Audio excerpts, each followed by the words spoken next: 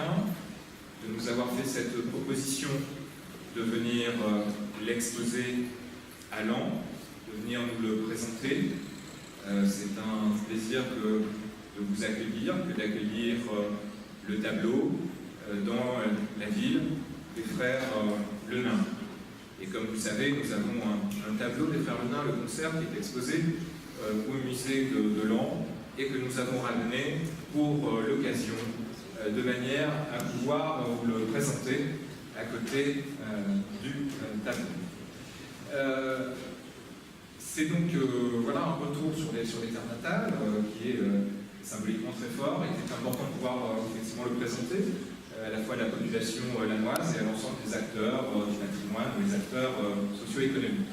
Donc j'espère qu'il suscitera voilà, beaucoup d'intérêt auprès de vous tous et pourquoi pas que certains acteurs économiques, chefs d'entreprise par exemple, pourraient être intéressés, les partenaires privés pourraient être intéressés par l'acquisition de ce tableau, sachant qu'il y a effectivement toujours des mesures assez avantageuses en matière de défiscalisation quand on achète une œuvre d'art et qu'on la met à la disposition d'un musée de France.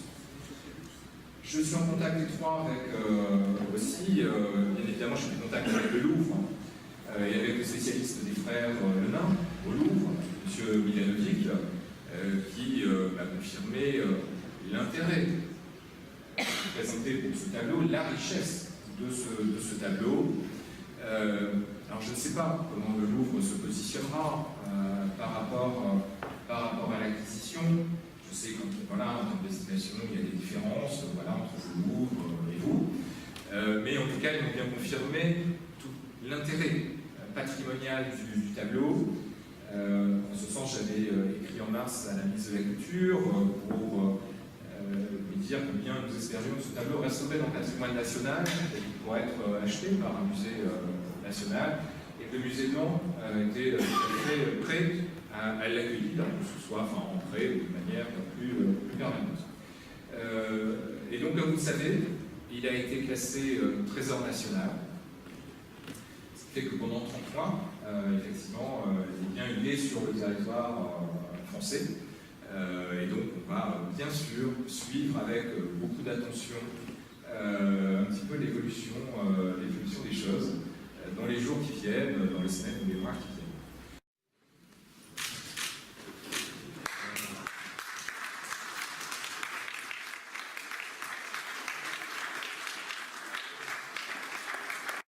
Il a été découvert une toile inédite des frères Le Nain. Vous pouvez nous en dire plus sur cette vraiment réelle découverte?